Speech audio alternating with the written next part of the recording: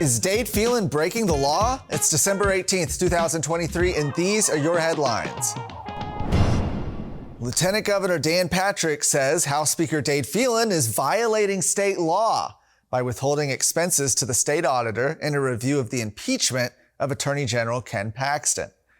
Now, an audit of both chambers' expenses was requested after the trial by Patrick. So far, according to Patrick, the House has refused to provide those numbers. So he wrote in a social media post, when the Texas House requests the state auditor to audit a state agency, the Speaker expects that agency to respond to the state auditor before or at the deadline. However, the Speaker apparently believes the rules don't apply to him and the House when they are audited. They ignored the submission deadline and so far have stiffed the state auditor by withholding their impeachment spending totals. He went on to say this is outrageous behavior.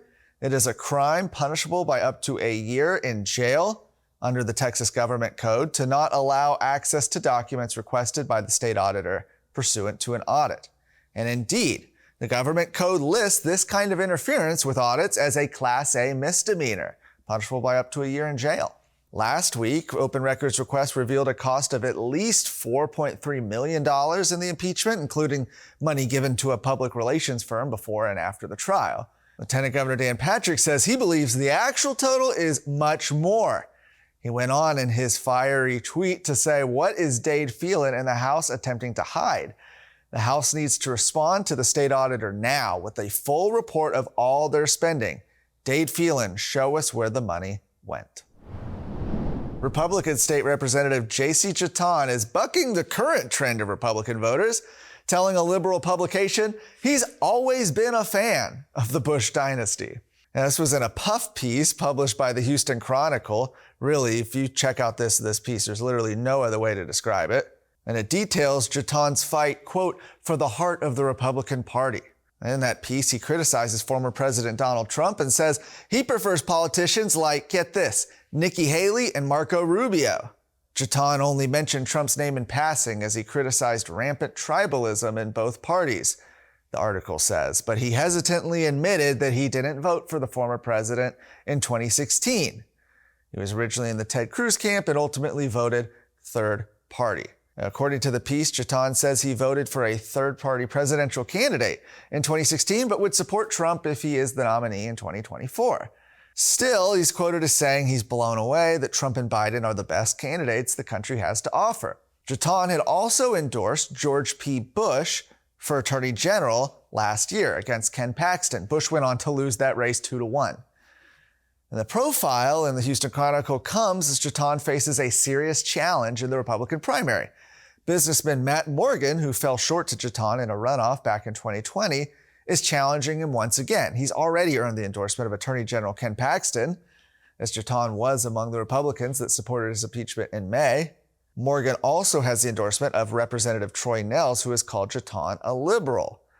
In Troy Nehls' endorsement, he said he voted to raise taxes, talking about Jaton, became a sellout to corporate tax breaks, forcing the bill on property taxpayers, and has consistently voted against conservative issues such as election integrity and allowing taxpayer-funded social transitioning of children. Morgan's not the only Republican candidate challenging Jaton. You have small business owner Jessica Rose Wang also filing for the position. The primary election will take place on March 5th.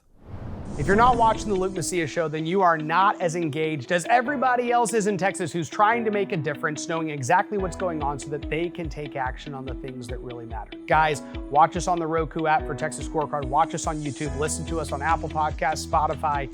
Get engaged, get more informed, so together we can actually make a bigger difference on things that matter for the future of Texas. God bless you.